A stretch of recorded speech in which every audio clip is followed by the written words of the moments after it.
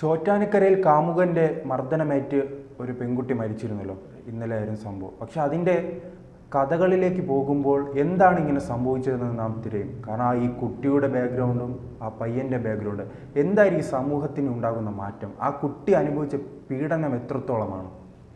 അതിൽ 2-3 കാര്യങ്ങൾ നമുക്ക് സംസാരിക്കേണ്ടി വരും. ഒന്നെന്ന് പറയുമ്പം ഇത്രയും അതിക്രൂരമായിട്ടുള്ളൊരു മർഡറാണത്. കാരണം എന്ന് വെച്ച് കഴിഞ്ഞാൽ ഇപ്പം ചെറുക്കൻ്റെ ഭാഷ എടുക്കുകയാണെങ്കിൽ അത് മർദ്ദിച്ച ശേഷം പോയി അവൾ ആത്മഹത്യ ചെയ്യാൻ ശ്രമിച്ചു. പക്ഷേ ഇത് കണ്ടവർ പറയുന്നത്, അല്ലെങ്കിൽ അത് നമ്മൾ വായിച്ചിരിക്കുമ്പം അത്രയും ബ്രൂട്ടലായിട്ടൊരു ആ ഒരു കുട്ടിയുടെ ശരീരത്തിൽ അത്രയ്ക്ക് ക്രൂരത അവൻ ഇതാക്കിയിട്ടുണ്ട്. ഒന്നെന്ന് പറയുമ്പോൾ അതിൽ മെയിനായിട്ടുള്ള പോയിന്റ് ലഹരിയുടെ ഉപയോഗം. കാരണം ഈ ചെറുക്കൻ ക്രൈം നമ്മുടെ ഇപ്പോൾ പിടിച്ചിട്ടുള്ള പ്രതി എന്ന് പറഞ്ഞ അനൂപ് നാട്ടുകാർക്ക് പോലും ഭയമുള്ളൊരു വ്യക്തി എന്നാണ് പറയണത്. എത്രയോ കേസുകളുടെ പ്രതിയാണ്, പ്രത്യേകിച്ചും ലഹരിയുടെ ഇതാണ്. അപ്പോൾ ഈ കുട്ടിയും ഈ പയ്യനുമായിട്ട് 1 വർഷത്തെ അടുപ്പമുണ്ട് എന്ന് പറയുന്നുണ്ട്. അപ്പം അതിൽ നമ്മൾ 2-3 കാര്യം. ഒന്ന്, ഇപ്പം യുവാക്കളുടെ ഇടയിൽ വർദ്ധിച്ചു വരുന്ന ലഹരി, അതിന് നമ്മുടെ സമൂഹം ഒരു എന്താ പറയുക, ഒരു നെവർ മൈൻഡാണ്. കാരണം നമുക്കറിയാം, ഒന്ന് പുകച്ചാൽ പോലും അത് നോർമലൈസ് ചെയ്യുന്ന ഒരു എന്താണ് ഗവേണിംഗ് സിസ്റ്റം ഇവിടെ ഉണ്ടല്ലേ. നമുക്ക് അതൊക്കെ ആലോചിക്കുമ്പോൾ സജി ചെറിയാൻ്റെയൊക്കെ ഒരു പ്രസ്താവനയുണ്ട്. അതായത് ഒന്ന് പോയിക്കുന്നതൊന്നും വലിയ പ്രശ്നമില്ല എന്നുള്ള രീതിയിലൊരു മന്ത്രി തന്നെ പറയുന്ന രീതിയിലുള്ള, നമ്മൾ പറയുമല്ലോ കൊട പിടിച്ചു കൊടുക്കൽ. അപ്പോൾ അതൊരു കാര്യം. ലഹരി എത്ര ലഹരിയുടെ ആയിട്ട് റിലേറ്റ് ചെയ്തുള്ള ക്രൈം വന്നു കഴിഞ്ഞാലും ഇവിടെ അതിനെക്കുറിച്ചൊരു ചർച്ച പോലും ആവുന്നില്ല എന്നുള്ളതാണ്. മറ്റൊന്നെന്ന് പറയുമ്പോൾ ഇപ്പോഴത്തെ കുട്ടികളെന്ന് വെച്ചാൽ പെൺകുട്ടികളൊക്കെ ആയിക്കോട്ടെ, ഈ കുട്ടികൾ ഓക്കെ ഇപ്പം നമ്മുടെ പുരോഗമനത്തിൻ്റെ ഇത് വെച്ചായിട്ടായിരിക്കാം മൈ ബോഡി മൈ റൈറ്റ് എന്നൊക്കെ പറഞ്ഞിട്ട് അവർക്ക് പാർട്ട്നേഴ്സിനൊക്കെ എടുക്കുമ്പോൾ ലിവിങ് ടുഗദർ അങ്ങനത്തെ റിലേഷൻഷിപ്പ് ഇവർ സെലക്ട് ചെയ്ത് പോകുന്ന ആ ഒരു പാർട്ട്നേഴ്സിൻ്റെ ഒരു ക്വാളിറ്റി പോലും വേണ്ടതാണ്. ക്രൈം റെക്കോർഡ്സ് ഉള്ള ഇപ്പോൾ ഈ ചെറുക്കനൊക്കെ ഒന്ന് ആലോചിച്ച് നോക്കും. ഇപ്പം സ്ഥിരമായിട്ട് അമ്മയുടെ അമ്മ എന്ന് പറയുമ്പോൾ ദത്തെടുത്ത കുട്ടിയാണെന്നാണ് അവർ പറയുന്നത്. അപ്പം സ്ഥിരമായിട്ട് മർദ്ദിക്കുന്ന അമ്മയോടൊക്കെ പറഞ്ഞിട്ടുണ്ട്, പെൺകുട്ടിക്കും അറിയാം ഇവനെങ്ങനെ മർദ്ദിക്കുവാണെന്ന്. പക്ഷെ ആലോചിച്ച് നോക്കുക, അത്രയും മർദ്ദനം ഏറ്റുവാങ്ങിയിട്ടും ഈ റിലേഷൻഷിപ്പ് കണ്ടിന്യൂ ചെയ്ത് പോകുന്ന കുട്ടികളുടെ ഒരു അവസ്ഥ എന്നല്ല പറയുക. അപ്പോൾ എന്താണ് കലിപ്പൻ്റെ കാന്താരി ആ ഒരു ലൈൻ. അപ്പോൾ നമ്മുടെ സാമൂഹ്യ മാധ്യമങ്ങൾ ഇത്തരം വിഷയങ്ങളൊക്കെ കൊടുക്കുന്ന ഒരു ഹൈപ്പ് ഉണ്ടല്ലോ, കുറച്ചൊരു അടിയൊക്കെ കിട്ടിക്കഴിഞ്ഞാലും അതാണ് റിലേഷൻഷിപ്പ്, അല്ലെങ്കിൽ അതാണ് ആ ഒരു രീതിയിലുള്ളൊരു എല്ലാം ഒരു മാറ്റമാണ്. പിന്നീട് ഏറ്റവും ഞെട്ടിപ്പിക്കുന്ന ഒരു കാര്യം എന്താണെന്ന് വെച്ച് കഴിഞ്ഞാൽ ഈ കുട്ടി അതിജീവിതയാണെന്നാണ്. ഓൾറെഡി ഒരു കേസിൽ, പോക്സോ കേസിൽ അതിജീവിതമായിട്ടുള്ള കുട്ടിയാണ്. അപ്പോൾ എന്നിട്ട് നമ്മുടെ ഒരു സിസ്റ്റം എന്ത് സംരക്ഷണമാണ് ഒരുക്കിയിട്ടുള്ളത്? സ്ത്രീ സംരക്ഷണത്തിന് വേണ്ടി വനിതാ മതിൽ വരെ കെട്ടിയിട്ടുള്ള ഒരു നാട്ടിലാണ് ഒരു ബ്രൂട്ടലായിട്ടുള്ള ഒരു മർഡർ ഇൻ ദ സെൻസ്, അതും അതിജീവിത, ഒരു പോക്സോ അതിജീവിതയാണെന്നാണ് പറയുന്നത് ആ കുട്ടിക്ക്. അപ്പം ആലോചിച്ച് നോക്കും. അപ്പോൾ ഒറ്റയ്ക്ക് താമസിക്കായിരുന്നു എന്ന് പറയുന്നുണ്ട്, അമ്മ മാറിക്കഴിഞ്ഞിട്ട് ഒറ്റയ്ക്ക് താമസിക്കാമെന്ന് പറയുന്നുണ്ട്. നാട്ടുകാർ, ഈ പയ്യനാണെങ്കിൽ അവിടെ വന്ന് ചാടി ഇടയ്ക്കൊക്കെ പോകുമ്പോൾ നാട്ടുകാർ ഇടപെടുമായിരുന്നു. അപ്പോൾ അവിടെയും നമുക്ക് സംസാരിക്കേണ്ട വേറൊരു വിഷയം കൂടെ ഉണ്ട് ശ്രീജിത്ത്. കാരണം നമ്മുടെ ഒരു സൊസൈറ്റിയിൽ ഇപ്പം നമ്മുടെയൊക്കെ ഒരു ഏരിയയിലൊക്കെ ആണെങ്കിൽ തന്നെ ഇപ്പം കുട്ടികൾ, ഇപ്പം സിവിൽ സർവീസ് അക്കാഡമിയിലെ കുട്ടികളൊക്കെ ഉണ്ട്, PGs ഒരുപാടുണ്ട്. പക്ഷെ എന്നിരുന്നാൽ പോലും ഇപ്പം നമ്മളൊക്കെ ആ ഒരു ഏരിയയിൽ താമസിക്കുമ്പോൾ തന്നെ ഒരു സന്ധ്യയൊക്കെ കഴിഞ്ഞിട്ട് കുറച്ച് വേറെ ആൾക്കാരോ ആരെങ്കിലുമൊക്കെ കൂടി നിന്ന് ഇപ്പം നമ്മളും ഒരു ഒരു പ്രൊട്ടക്ഷൻ എന്നുള്ള രീതിയിൽ നമ്മളൊന്ന് ശ്രദ്ധിച്ചിട്ട് ഒരു പക്ഷേ എന്തിവിടെ നിൽക്കുന്നു എന്ന് ചോദിക്കും. പക്ഷേ നമ്മുടെ ഇവിടുത്തെ പുരോഗമന ഇടങ്ങളിൽ അങ്ങനെ ഒരു ചോദ്യം ചോദിച്ചാൽ പോലും അതൊരു സദാചാര പോലീസിങ് ആണെന്നുള്ള രീതിയിൽ നമ്മൾ നോക്കുന്നത് എന്താ പറയുക, അവരതൊരു വസന്തമായതുകൊണ്ടാണ്, അല്ലെങ്കിൽ പെൺകുട്ടി മർദ്ദനമായിട്ട് മണിക്കൂറുകളോളമാണ് ആ വീട്ടിൽ കിടന്നത്. കാരണം വെച്ചാൽ ഒന്നാമത് അതിൽ നാട്ടുകാരുമായിട്ടൊന്നും വലിയതില്ല. കാരണം വെച്ച് കഴിഞ്ഞാൽ ഈ ചെറുക്കൻ ആ നാട്ടുകാർ ഇടപെട്ട് ചോദിക്കുമ്പോഴും ഒക്കെ പ്രശ്നം ഉണ്ടാക്കും എന്നാണ് പറയുന്നത്. അപ്പം അവൾ ചിലപ്പോൾ ഈ പെൺകൊച്ചും ഒക്കെ പറഞ്ഞിട്ടുണ്ടാവും, ഞാൻ ഒരു ആളുടെ പ്രൈവസിയിൽ ഇൻവോൾവ്മെൻറ്റിനൊക്കെ ഒരു പരിധിയില്ലേ. പിന്നെ ഞാൻ പറഞ്ഞില്ലേ, നാട്ടുകാർ ഇടപെട്ട് കഴിഞ്ഞാലും നാളെ സോഷ്യൽ മീഡിയ തൊട്ട് മീഡിയാസ് തൊട്ട് പറയുന്നത് അവിടെ ഒരു എന്താ പറയുക നമ്മുടെ സദാചാര പോലീസിങ് നടന്നു, അല്ലെങ്കിൽ ഒരു കേശവൻ മാമൻ സിൻഡ്രോം ഉണ്ടായി.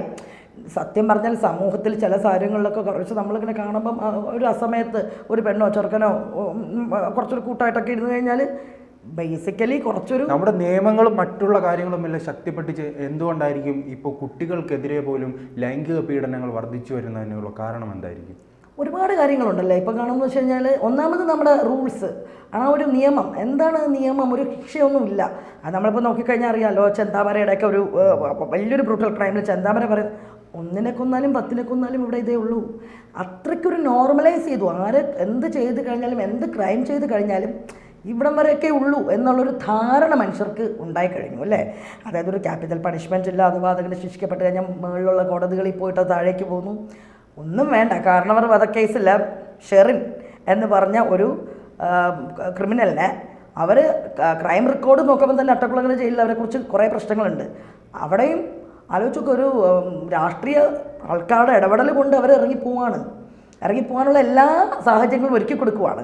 അപ്പോൾ ഇത്തരം രീതിയിൽ പിന്നെ കൊലപാതകം ചെയ്യുന്ന ക്രിമിനൽസിന് എന്താ ഏറ്റവും വലിയൊരു സ്മാരകം പണിയുന്നു, അവരെ ഒരു ഹീറോ വർഷിപ്പിംഗ്, ഇതൊക്കെ ആക്കി വരുമ്പം ഈ കാണുന്നൊരു ജനറേഷൻ അവർക്കിതൊന്നും പേടിയില്ല.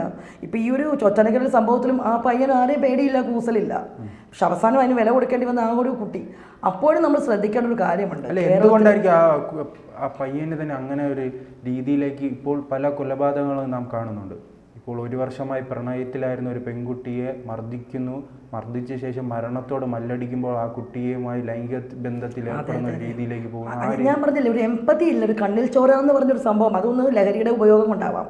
ഈ ലഹരിയൊക്കെ ഉപയോഗിക്കുന്നവർക്ക് എന്ത് പ്രേമം, എന്ത് പ്രണയം, അപ്പോഴൊക്കെ അവർക്ക് അല്ലെങ്കിൽ തന്നെ ഈ ഒരു പ്രണയങ്ങളിലൊക്കെ ഒരു മർദ്ദനം, അങ്ങനെയൊക്കെ ഉള്ളൊരു പ്രണയങ്ങളിൽ അങ്ങനത്തെ ഒരു റിലേഷൻഷിപ്പ് എന്ന് പറയും, ഇപ്പോഴത്തെ ബെസ്റ്റി റിലേഷൻഷിപ്പാണല്ലോ ഇപ്പോഴത്തെ ഇതിൽ. അതിലൊക്കെ എന്ത് പ്രണയമാണുള്ളത്? ശരിക്കും അവിടേക്കുള്ളത് ഒരു ബോഡിയുടെ നീഡ്സ്, അതിന് വേണ്ടിയിട്ടുള്ളൊരു പ്രണയം. അതിനപ്പുറം അല്ലെ, ആണാണെങ്കിലും പെണ്ണാണെങ്കിലും അതിനപ്പുറം ഒന്നും എനിക്ക് തോന്നുന്നില്ല. ഇപ്പോൾ അതും നമ്മൾ പറഞ്ഞു വെച്ചിട്ടുണ്ട്. പുരോഗമന ഇടവകളിൽ നവാഗതർക്ക് വരെ നമുക്കറിയാമല്ലോ വെൽക്കം ചെയ്ത് കൊടുത്തേക്കുന്ന ബാനേഴ്സ് നമ്മൾ കണ്ടു കലാലയങ്ങളിൽ. ഗുൽമോഹർ ചോട്ടിൽ പോയി ചേച്ചി പെണ്ണുങ്ങളെ കാത്തിരിക്കുന്ന ആൾക്കാരും, അല്ലെങ്കിൽ തന്നെ നമുക്കറിയാം ഇവിടെ എന്താണ് പുരോഗമന ഇടങ്ങളിൽ ഒരു കൺസെൻറ്റ് എന്നുള്ള വാക്ക് വെച്ച് കഴിഞ്ഞാൽ ആർക്ക് അവിടെ കൂടെയും പോവുക, അതൊക്കെ തന്നെയാണ് മൈ ബോഡി മൈ റൈറ്റ്. ആർക്ക് എൻ്റെ അവകാശമാണ്, എൻ്റെ ശരീരം എങ്ങനെ പ്രദർശിപ്പിക്കണം, അല്ലെങ്കിൽ അത് ആർക്ക് വേണമെങ്കിലും യൂസ് ചെയ്യാം എന്നുള്ള രീതിയിലുള്ളൊരു ധൈര്യം, തുറന്ന പ്രഖ്യാപനങ്ങൾ എവിടെയുണ്ടല്ലേ, അതിനുള്ള കിട്ടുന്ന കയ്യടി. അപ്പോൾ ഇതൊക്കെ കാണുമ്പോൾ സത്യമല്ലേ, സൊസൈറ്റി തന്നെയാണ് ഇത് എല്ലാത്തിനും വഴിയൊഴുക്കുന്നത്, സൊസൈറ്റിയാണ്. ഈ പയ്യനും അവിടെ പ്രണയമല്ലല്ലോ ഉണ്ടായിട്ടുള്ളത്. അപ്പോൾ നോക്കുമ്പം ആരും ചോദിക്കാനില്ലാത്തൊരവസ്ഥ ഉണ്ടെന്ന് നമുക്ക് മനസ്സിലാവുന്നുണ്ട്. കാരണം അമ്മ കൂടെ താമസമല്ല, അമ്മയും ഈ റിലേഷൻഷിപ്പ് കണ്ടിട്ട് അവരും വയസ്സായ ഒരു സ്ത്രീയാണെന്നാണ് വാർത്തയിൽ. രക്ഷിതാക്കളുടെ മുൻപെല്ലാം സൂചിപ്പിച്ച ഈ രക്ഷിതാക്കളുടെ എല്ലാം വീഴ്ചയുണ്ടല്ലോ ഇത്തരം സംഭവം. തീർച്ചയായും, കാരണം കുട്ടികളെ ശ്രദ്ധിക്കാൻ കഴിയാത്തത് രക്ഷിതാക്കൾക്കുണ്ട്. ഇപ്പോൾ ഈ ഒരു ചോറ്റാനിക്കര ക്രൈമിൽ രക്ഷിതാക്കളുടെ ഒരു റോൾ എന്താണെന്ന് നമുക്ക് പറയാൻ പറ്റില്ല. കാരണം അവർ ഹസ്ബൻഡ് മരിച്ചു പോയിട്ട് അവർ ദത്തെടുത്തൊരു കുട്ടിയാണെന്ന് പറയുന്നുണ്ട്, ഒരു വയസ്സായി പോയി എന്നൊക്കെ പറയുന്നുണ്ട്. ഇവരെ പേടിച്ചിട്ട് അവർ മാറിപ്പോയി എന്നാണ് അമ്മയുടെ ആദ്യത്തെ ഒരു ഇൻ്റർവ്യൂ ഒക്കെ കണ്ടപ്പോൾ നമ്മൾ മനസ്സിലാക്കിയത്. അതായത് സ്വത്ത് തട്ടിയെടുക്കാൻ വേണ്ടി നാളൊരു സമയം ഇവരെ കൂടെ ചെയ്യുമോ എന്ന് ഭയന്ന് ഇവർ മാറിപ്പോയി എന്ന് അമ്മ പറയുന്നുണ്ട്. അപ്പോൾ അതിൽ പിന്നെ മറ്റുള്ളൊരു കാര്യം വെച്ചാൽ ഇടുക്കിയിൽ പോലും ഒരു 14 വയസ്സുള്ളൊരു പെൺകുട്ടി അല്ലേ ഇപ്പം പ്രസവിച്ചു എന്ന് പറഞ്ഞൊരു വാർത്ത വന്നു. അപ്പോൾ അതിലും എങ്ങനെയാണ്, ആരും അറിഞ്ഞിട്ടില്ല, വീട്ടുകാരും അതും അച്ഛനും അമ്മയും പിണങ്ങി നിൽക്കുന്ന ഒരു സിറ്റുവേഷൻ. അപ്പം സത്യമാണ്, ഫാമിലി ശിഥിലമാക്കപ്പെട്ട ഒരു ഫാമിലി, ആ ഒരു രീതിയിലൊക്കെയാണ് ഇപ്പോൾ കേരളീയ സമൂഹം എന്ന് പറയുമ്പോൾ. അത് എനിക്ക് തോന്നിയിട്ടുണ്ട് ഒരു 8-10 വർഷമായിട്ട് ഈ കുടുംബം, ഈ ഒരു ഫെമിനിസം ആയിക്കോട്ടെ അങ്ങനത്തെ ഒരു കാഴ്ചപ്പാടുകളിലൊക്കെ ആണെങ്കിലും കുടുംബത്തിനല്ല പ്രാധാന്യം, ഒരു കുടുംബമല്ല ഇവിടെ എല്ലാത്തിനും ഇങ്ങനെ പാട്രിയാർക്കിയാണെന്ന് പറഞ്ഞിട്ട് ഈ തുറന്ന പ്രഖ്യാപനങ്ങളാണ്. ഇഷ്ടമുള്ള പോലെ ജീവിക്കുക, നടക്കുക, താലി പൊട്ടിച്ചെറിയുക. ഇവിടുത്തെ നമ്മൾ കണ്ടിട്ടുണ്ട്, ഇവിടുത്തെ ആക്ടിവിസം എന്ന് പറഞ്ഞാൽ എന്താണ്, താലി പൊട്ടിച്ച് വലിച്ചെറിയുക, അർദ്ധരാത്രി എത്ര സമയത്ത് വേണമെങ്കിലും റോഡിൽ കൂടെ പോവുക. ഇതിനൊക്കെ വേണ്ടിയുള്ള തുറന്ന പ്രഖ്യാപനങ്ങൾക്ക് വേണ്ടിയിട്ടുള്ള പോരാട്ടമാണ്, അല്ലെ വേറൊന്നും ഞാൻ കണ്ടിട്ടില്ല. അതുകൊണ്ട് അതിൻ്റെയൊക്കെ ഒരു ആഫ്റ്റർ എഫക്ട്സ് നമ്മൾ കാണുന്നത് എന്താണ്, അതാണ് ഇത് നമ്മൾ കണ്ടിരിക്കുന്ന ഇത്രയും വലിയൊരു ക്രൈംസൊക്കെ തന്നെ. സ്ത്രീയുടെ ശരീരം എന്ന് പറയുമ്പോൾ വെറും ഭോഗിക്കാനുള്ളൊരു വസ്തു മാത്രമാണെന്നുള്ള ഇത് പെൺകുട്ടികൾ തന്നെ അത് തുറന്ന് പ്രഖ്യാപിക്കുകയാണ്. അപ്പോൾ പിന്നെ എന്ത് ചെയ്യാൻ പറ്റും? സൊസൈറ്റിയാണ് ഇതിലുള്ള എല്ലാ ക്രൈംസിനെയും കൊണ്ടുപോകുന്നത്. അതിനൊപ്പം തന്നെ നമ്മൾ ചർച്ച ചെയ്യേണ്ട മറ്റൊരു വിഷയമുണ്ട് ഈ ചോറ്റാനിക്കര വിഷയമായിട്ട് ബന്ധപ്പെട്ട്. ഏതെങ്കിലും സാംസ്കാരിക നായകർ ഇതിനെക്കുറിച്ചൊരു അക്ഷരം മിണ്ടിയിട്ടുണ്ടോ? ഒന്നും വേണ്ട, ബാക്കി ഉത്തരേന്ത്യയിലൊരു കാക്ക കരഞ്ഞാൽ പോലും ഇവിടെ ഭയങ്കര പ്രശ്നങ്ങൾ ഉണ്ടാക്കുന്ന, ഇവിടെ ഹാഷ്ടാഗ്സ് കണ്ടില്ല, മെഴുകുതിരി ഒന്നുമില്ല. അതും ഒരു പോക്സോ അതിജീവതയാണ് ഈ പെൺകുട്ടി. എന്നിട്ട് കൂടി അങ്ങനൊരു കുട്ടി ബ്രൂട്ടലി മരണപ്പെട്ടിട്ട് ഇവിടെ സ്ത്രീപക്ഷവാദികളോ ഫെമിനിസ്റ്റ് ചിന്താഗതികളോ മാനവവാദികളോ ആരും ഈ ഒരു 2 ആഴ്ച തുടർച്ചയായി എടുത്തു നോക്കിയാൽ നിരന്തരം കൊലപാതകങ്ങൾ ഇങ്ങനെ നടന്നുകൊണ്ടിരിക്കുകയാണ്. എന്തായിരിക്കും കേരളത്തിന് സംഭവിച്ചത്? കേരള സമൂഹം ഒരു സൈക്കോ അങ്ങനെ പറയേണ്ടി വരും തോന്നുന്നു അല്ലേ? സമൂഹം ഒരുപാട് മാറി. പിണറായി സഖാവ് പറയുന്ന പോലെ മാറ്റം എല്ലാത്തിലും ഉണ്ടെന്ന് പറയുമ്പോൾ സത്യം തന്നെയാണ്, മാറ്റമുണ്ട്. പക്ഷെ അത് ഈ രീതിയിലുള്ളൊരു മാറ്റമായി പോയെന്നാണ് പറയേണ്ടത് അല്ലേ? പുറത്തിറങ്ങിക്കഴിഞ്ഞാൽ നമ്മൾ തിരിച്ചെത്തുമോ എന്ന് ഭയം. അതായത് പക ആർക്കാണ് നമ്മളോട് പക ഉണ്ടെന്ന് പോലും നമുക്ക് അറിയാൻ പറ്റത്തില്ല. നമ്മളെ നോക്കിക്കാണുന്ന കണ്ണുകളിൽ നിന്ന് ചിരിക്കുന്ന നാളെ നമ്മളെ അപ്പം ആ രീതിയിൽ നമുക്ക് സൊസൈറ്റി തന്നെ പേടിയാണ്. ഇങ്ങനൊന്നും ആയിരുന്നില്ല കേരളീയ സമൂഹം എന്ന് പറഞ്ഞാൽ. കണ്ണിൽ ചോരയില്ലാത്ത എംപതി എന്ന് പറഞ്ഞൊരു സംഭവമേ ആൾക്കാർക്ക് ഇല്ലാത്ത ഒരു സമൂഹമായിട്ട് നമ്മൾ അധപ്പതിച്ചു കഴിഞ്ഞിട്ടിരുന്നു. ശരിക്കും പറഞ്ഞാൽ കേരളീയ സമൂഹം ഇത്രയും ഒരു പിന്നോട്ട് നടത്തം ഉണ്ടായിട്ടുള്ളത് മനുഷ്യബന്ധങ്ങളിലായിക്കോട്ടെ നമ്മുടെ ജീവിത രീതികളായിക്കോട്ടെ എല്ലാം ഈ ഒരു കുറച്ച് കാലങ്ങൾക്കിടയിലാണെന്ന് കാണാം. ശരിക്കും ഇതൊന്നും പുരോഗമനമല്ലല്ലേ? സത്യം ഇതൊന്നും ആരും ചർച്ച ചെയ്യാനും താല്പര്യപ്പെടുന്നില്ല എന്നുള്ളതാണ് വസ്തുത.